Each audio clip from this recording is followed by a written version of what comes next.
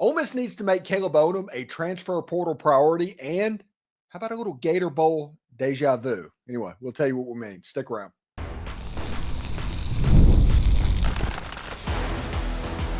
You are Locked On Ole Miss, your daily podcast on the Ole Miss Rebels. Part of the Locked On Podcast Network, your team every day.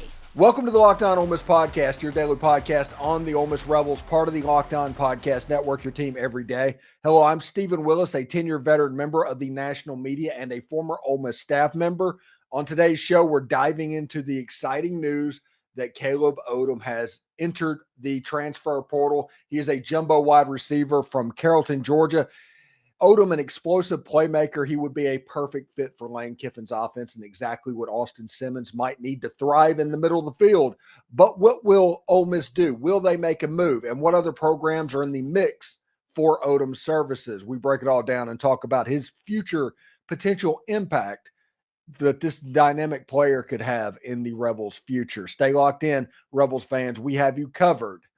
We're free and available on all the podcast apps and on YouTube. Thank you for making Locked On Ole Miss your first listen every day, and a special hello to the insiders and everydayers who make the show what it is. Don't forget to find a second listen on the network. Chris Gordy at Locked On SEC, or even Corey Burton at Locked On Vandy. They offer great perspectives on the SEC, and yes, even Ole Miss, so check them out. And you can start the season off with a big return on FanDuel. New customers can place a $5 bet, and you'll get started with $150 in bonus bets if you win that first $5 bet. Visit FanDuel.com to get started.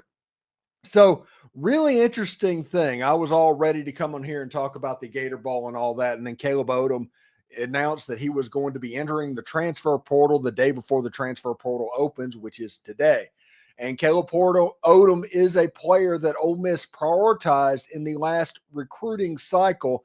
The kid acted the whole time like he wanted to come to Ole Miss. He wanted an excuse to play in Lane Kiffin's offense. Ole Miss did a fantastic job recruiting this young man. I asked Brian Smith, the Locked On recruiting expert, about him, and he just mentioned how explosive of a playmaker he was and how good of a tight end that he could be, and that Lane Kiffin with him, it would be a perfect fit. It would be a match made in heaven.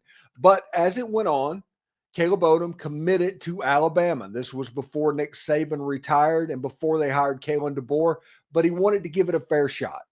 So he did, and he stuck around on that program, and this year was interesting for him. Caleb Odom had 7 catches, 65 yards, and 0 touchdowns. He found out pretty quickly that DeBoer does not really use his tight ends. He's listed as a wide receiver, even though he is 230 pounds and 6'5". But because of that, you see how they spread out in their version of the spread under Kalen DeBoer.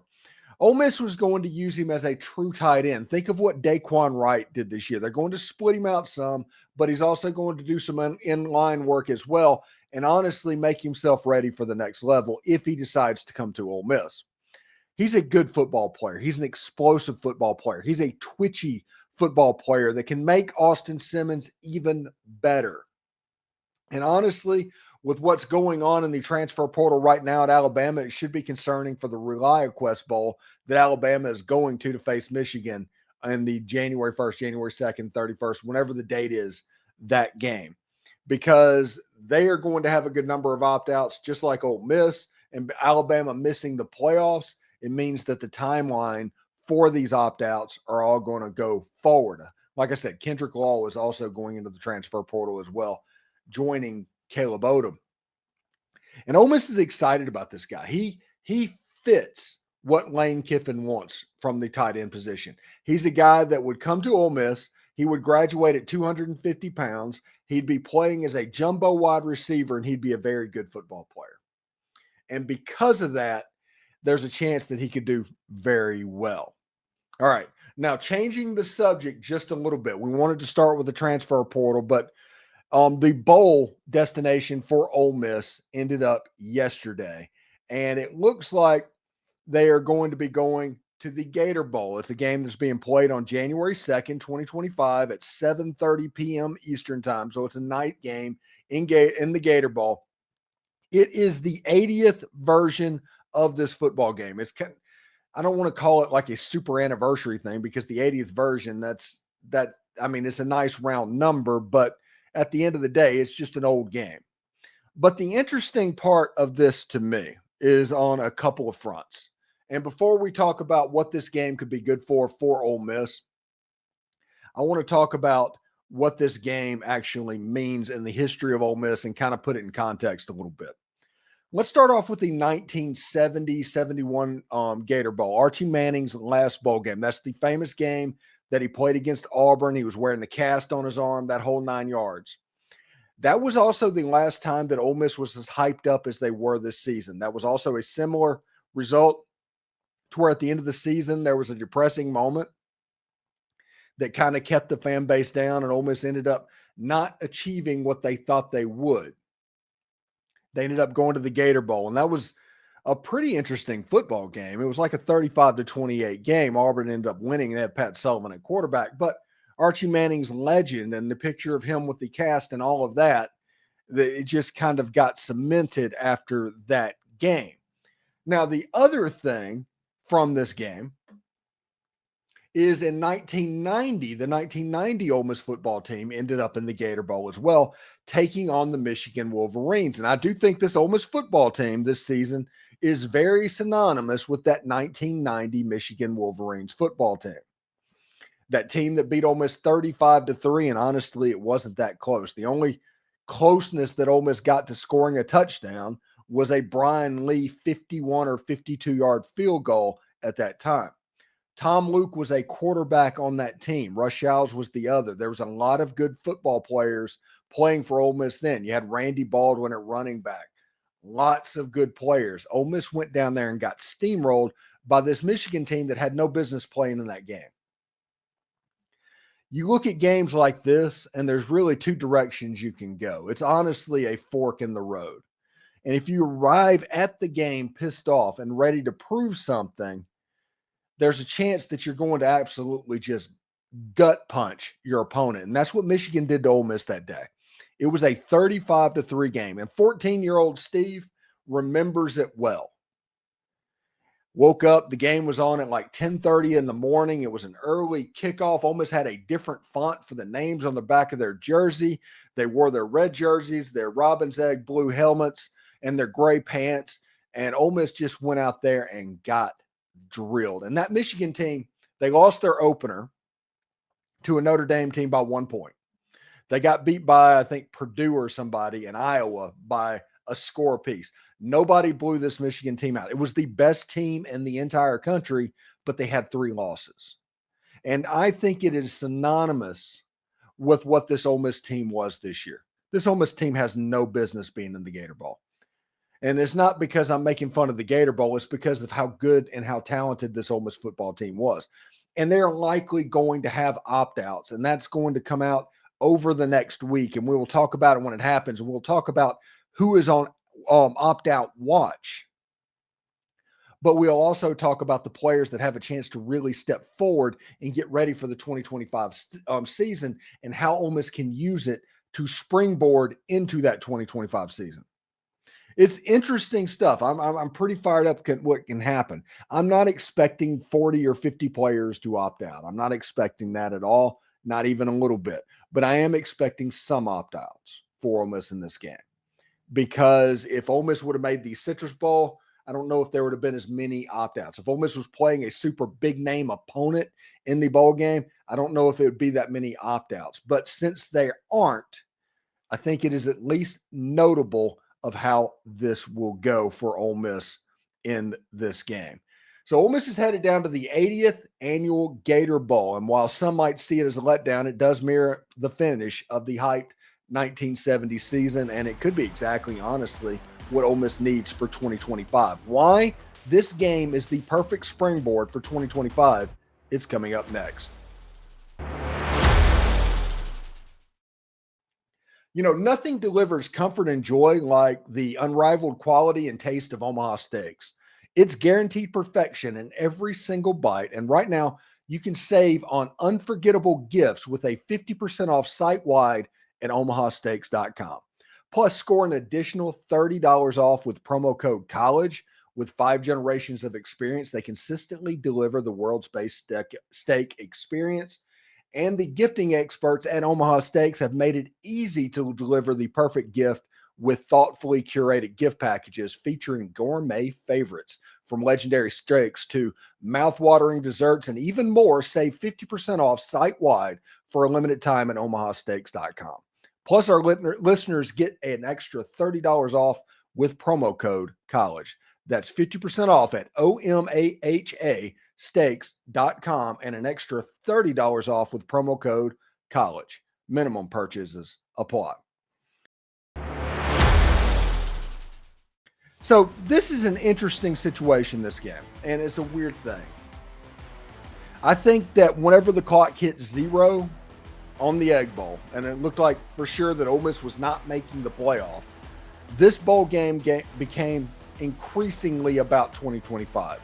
And it became increasingly what Ole Miss was using the spring game for in the past. Now, the opt-outs are going to be interesting, but my take is Ole Miss and Duke is the first game of the 2025 season, and it needs to be treated that way. I think that Ole Miss is going to have a little bit of an opt-out watch in this game. I don't know if it's going to be huge, but I do think some players are going to opt out. I do not expect, and these are just assumptions based on what's going on around college football, that Trey Amos, Walter Nolan, Princely Amon-Mielen, maybe even a Chris Pupal,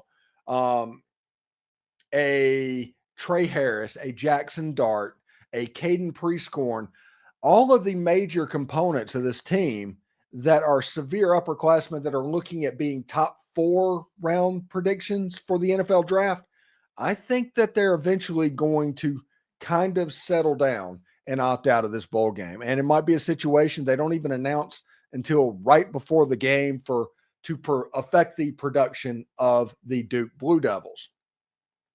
But what does that really mean? Everybody's going to see those opt-outs and think about what's going on. But the opt-outs in that game does not have to be a super negative experience, especially if you look at this football game as the first game of the 2025 season, kind of a dress rehearsal for what Ole Miss has.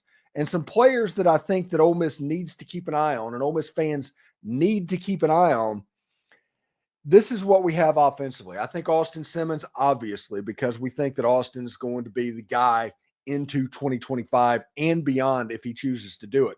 Austin Simmons came in one drive against the Georgia Bulldogs, and his only extensive work took Ole Miss directly down the field and scored a touchdown. Now, he did that with the assistance of Caden Lee. He was used more than one time. That is absolutely fantastic because Caden Lee is going to be back, even though he's not on this list. Trey Harris was not playing in that game. Juice Wells was in that game. I think Juice is going to end up opting out as well. So the wide receiver room could be a little bit different for Ole Miss in this game. This is the perfect opportunity to take an Aiden Williams and see exactly what he has, to determine if Aiden Williams is truly transfer bait, if there's a chance that he ends up getting in the portal, which I'm not saying he does or he doesn't. You would like to know exactly what he has, to know exactly how hard you need to try and counter whatever's coming. It is good to see exactly what you have offensively with an Aiden Williams. He needs to catch the football. He needs to do all of the things that he's supposed to do, but this game provides a perfect opportunity for it. And at running back, there's Logan Diggs. Logan Diggs tore his ACL in the ReliaQuest Bowl last January 1st. So it's been about a year. Now, I don't know if Logan Diggs is going to be fully ready to go and what's going to happen, but 3 weeks down the road, he should be healed enough to where he's getting carries in that ball game. And you get to see exactly what he has because you have a month of transfer portal after this game to determine if you need to go find another running back in the portal. Last year, the running back situation for Ole Miss, it was messed up. It just was. It was very messed up. And you didn't know exactly where it sat. Like, nobody could predict that Ulysses Bentley IV was going to be, I don't necessarily want to say treat it like this, but it was going to work out like this for Ulysses Bentley IV. Nobody knew that Henry Parrish was going to end up being the 25 carry a game workhorse until he got hurt. Nobody knew that Rashad Amos was not going to carry that ball that much. Nobody knew that Matt Jones was going to run in as the backup running back for the first part of the season, then get injured, and then you not see him again. The running back room was problematic, and it is an example of inefficiencies in this Rebel Grove collective. I talked with Walker Jones, and he said, hey, we want to make the Grove collective spend $1 like $3. We want to be hyper efficient. The running back room a year ago was not efficient. They freaked out over what was going on with Quinshon Judkins. They made a couple of rash decisions and kept adding and kept adding. And because of that, the running back situation was a problem, and you ended up with a fifth string wide receiver playing running back the last 2 games of the year. Is that Lane Kiffin's fault? Is that the Grove Collective's fault? Is it just the way it's set up with Kevin Smith? I do not know. But it tells me that Ole Miss needs the film of a Logan Diggs to see exactly what they have moving forward. So if he can play in the bowl game, he needs to play in the bowl game, because Ole Miss obviously needs that film. Last season in spring practice, it was a very, very classroom-intensive spring. Fear of depth charts everywhere. That was the biggest problem with spring, was fear of depth charts because of the transfer portal that was opening up at the end of spring. Because of that, you didn't know what they had whenever they got into fall. And when they got into fall, they had their kinder, gentler fall camp with a lot of classroom work and stuff like that. And by the time Kentucky came to town, this team was not ready to play. They weren't. It was an experiment that failed. So Ole Miss needs to treat the 15 bowl practices like a spring practice and start trying to identify players for the 2025 season, especially with an Austin Simmons. The most important position on this field is going to be the right tackle if Austin Simmons is your quarterback. There is no guarantee, none. I know that everybody wants there to be, and everybody knows that in the NFL, since they only carry 7 offensive linemen, there's a whole lot of moving between positions in that case. But in college, that is not the case. There are not people that have developed the ability to be ambidextrous on the line. And so a left tackle, you cannot assume that he can just switch his stance and play right tackle, because the equilibrium could be completely thrown off. So that right tackle would be an interesting position, and I am watching the transfer portal right now to see if anybody pops up. Defensively, we talked about Princely Amamiellan and Walter Nolan and Trey Amos and those guys, and 3 defensive linemen that I'll be watching, and for different reasons. But Cam Franklin at defensive end, he kind of fits what Jared Ivey does. He's bigger. He is somebody that has developed quite a bit over the course of this season. I am interested to see exactly what he does in this bowl game if Jared Ivey does not play. If he does, he's obviously going to play background, but I do want to see him have a role in this game. The other is William Eccles. If Walter Nolan cannot make it, I'm assuming Jam Brown or a Kello Stone or even a JJ Pegues if he doesn't opt out. I think the defensive line for Ole Miss is going to be interesting, and you could see a Jam Brown and a Xavion Harris playing at the defensive tackle position in this ball game. I think William Eccles has a chance to get a lot of play in this game. And they're talented. You want to see how much depth you have. And if the rumors of, David Johnson put in a crystal ball for Jaheim Otis, who is transferring from Alabama, he's going to be this class's Walter Nolan potentially. You want to see exactly what you have of the young guys to see who can fit the rotation for the future. Now, the last player that I'll be looking for in this game and looking at is Suntarin Perkins. And not because I'm expecting Suntarin Perkins to step up or anything like that. Suntarin Perkins, everybody knows about it. He was the SEC Defensive Player of the Week multiple times over the course of the season. And if everything goes from this year to next year, he is somebody that could be in line for SEC Defensive Player of the Year. He is that good. So in this game, if the opt-outs happen like we expected, to where Princely Amamiellan is out, Walter Nolan is out, Jared Ivey's out, JJ Pegues is out, basically the whole starting defensive line, several players on the linebacker core and in the secondary are opting out as well. Suntarin Perkins has become the leader of this defense, and I want to see him not just play well and be a dominant force on the defensive line, I want to see him be a leader and kind of become the alpha dog of that unit, because that is the role that Suntarin Perkins is going to play next season for Ole Miss. That is being the alpha dog. That is being the man child. That is being somebody that everybody has to scheme against. That is his future, and this bowl game would give you a nice glimpse of what's going on there. I'm pretty excited about if the young players get a lot of run in this ball game. And like I said, it's not guaranteed that that would happen. That is not a guarantee at this point. But just by judging college football players across the country, you can kind of assume that opt-outs are going to happen. Like we've already seen that Trey Harris is declared for the draft. He's injured. He's probably got to get ready for his pro day and all of that stuff. There's other players on Ole Miss's roster that we need to pay attention to over the next couple of weeks, because I just genuinely think that opt-outs are going to happen. And Duke is not a severely great team, but they are a team that can hurt you if you let them. Malik Murphy is a former Texas quarterback. He's very talented. There's a couple of guys like Star Thomas, the running back that was being recruited for a while from New Mexico State, is on that roster as well. Duke's good enough to hurt you. So it'll be a nice test on this defense and offensive line to go against them, but it's not like going against Georgia or somebody like that on the offensive line. So that is interesting stuff. So coming up in our final segment, we are going to dive into the 2024 12-team playoff seedings, from potential upsets to the big wins of college football. We're going to talk about it all. We're also going to talk about the changes that need to happen fast. Don't miss it.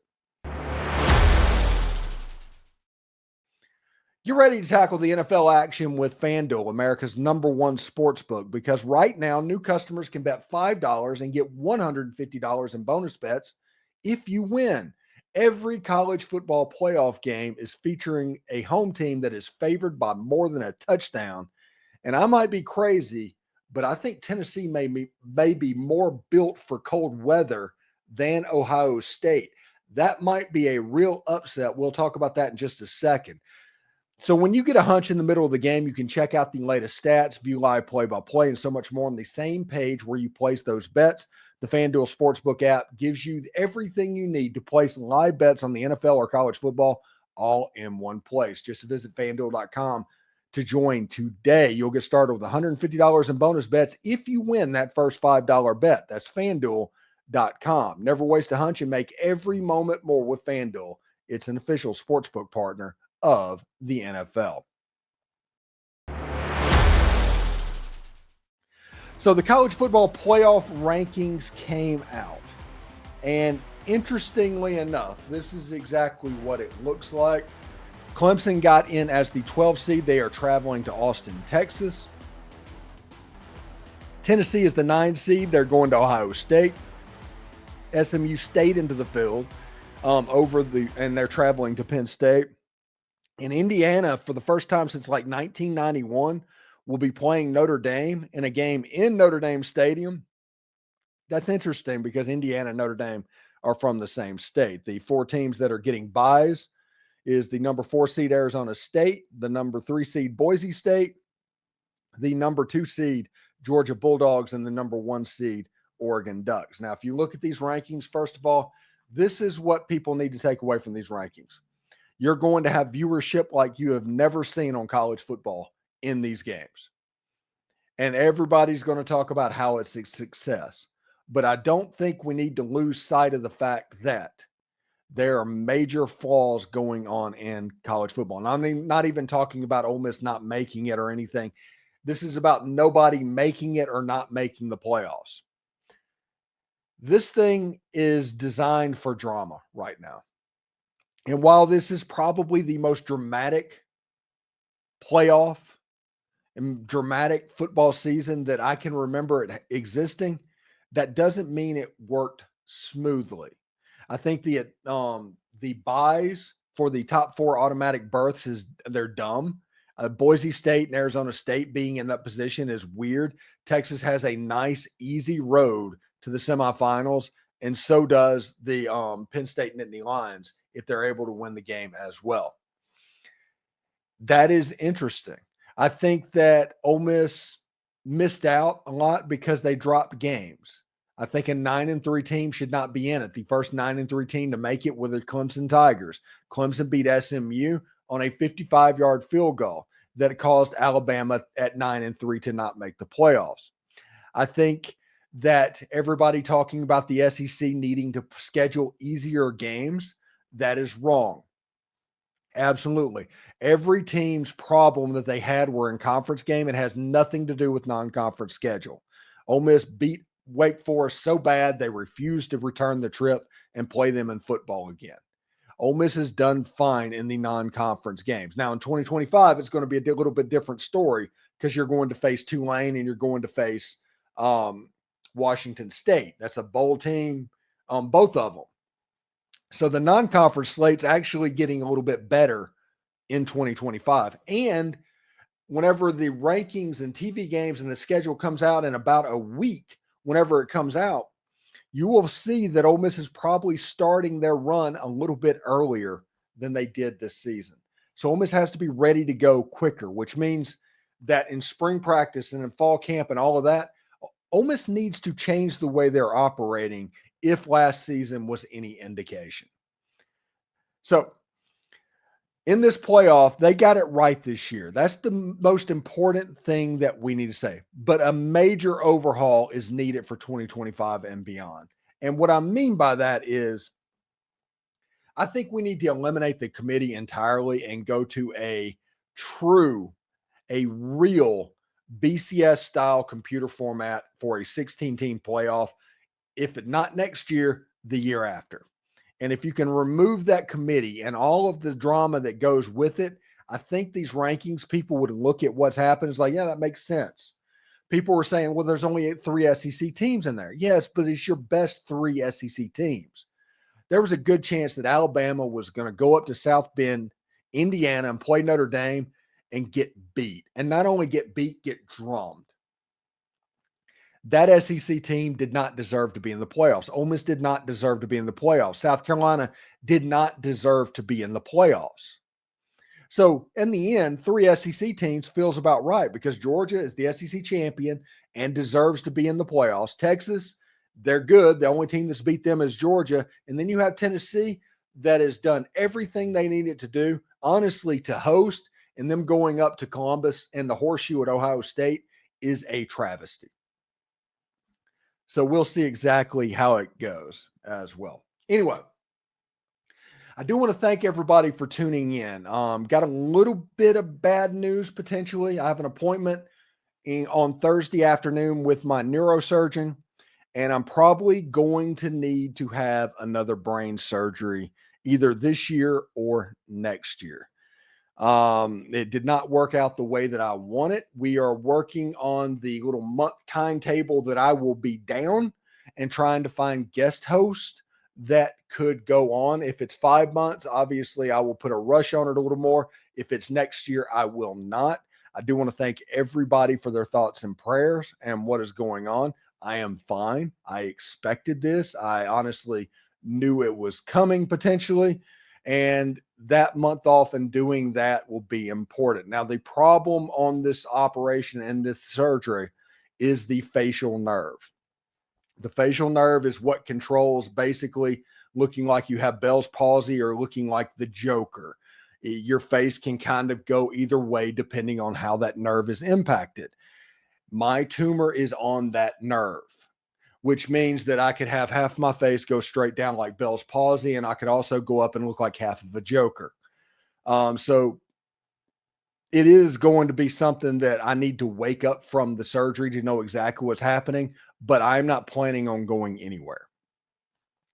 And I think that Locked On Ole Miss is going to keep growing and growing and growing. We're already over 13,000 subscribers. So thank you very much for that. But I did want to let everybody know that that is potentially coming up, and also that I'm not planning on leaving at all. But I did want to let everybody know if there's a problem and I disappear, that is why. So thank you very much for your thoughts and prayers, and I am going to be okay, and we'll see exactly how it goes. Anyway, thank you for making Locked On Ole Miss your go-to source for Ole Miss sports. We pride ourselves on the most comprehensive perspectives which is why we're the number one podcast out there in Ole Miss land. Your support means the world to us. Thank you for making Locked On Ole Miss your first listen. For your second listen, check out Locked On SEC Podcast. Host Chris Gordy holds no punches, covering the best conference in college football. Find Locked On SEC on YouTube or wherever you get those podcasts. Howdy toddy, everyone.